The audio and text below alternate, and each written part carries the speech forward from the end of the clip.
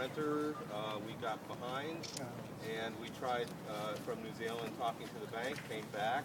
Every time we talked to Wells Fargo, there was a different person to talk to.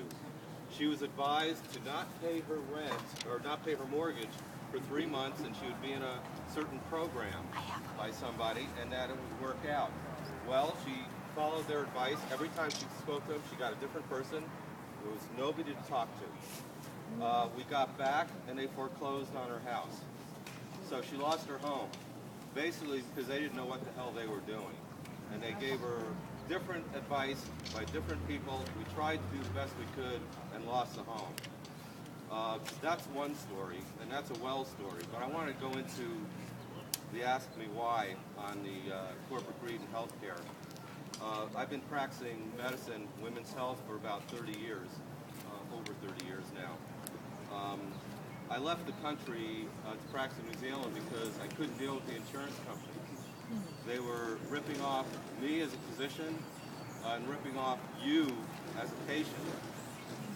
Basically, from the moment I entered medical school, throughout my residency training in OBGYN, throughout my career, we had drug companies, pharmaceutical, big pharma coming into our office, sponsoring everything in medical school through residency, use their drugs, which are very often dangerous drugs. But they're legal.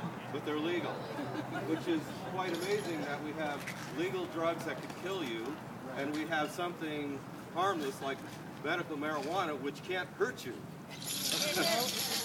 So basically, we've gotten into a situation where we have the big pharma, we have the hospital corporations, we have the insurance companies, all in cahoots.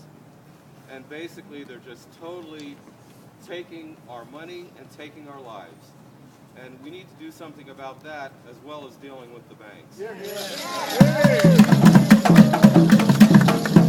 And one more issue, because I heard private prisons brought up earlier. I actually work for a private prison once a week. I went out to Brush, Colorado, once a week to deal with female prisoners. And one of the things that was going on there was very interesting. I could not adequately take care of these women. They were very sick, and they were withholding medications because it cost too much to give them their medications. This is private prisons trying to increase their profit margin by reducing care, essential care, to keep these women alive. But don't they get money from the government to go ahead and take care of them Yes. on top of it?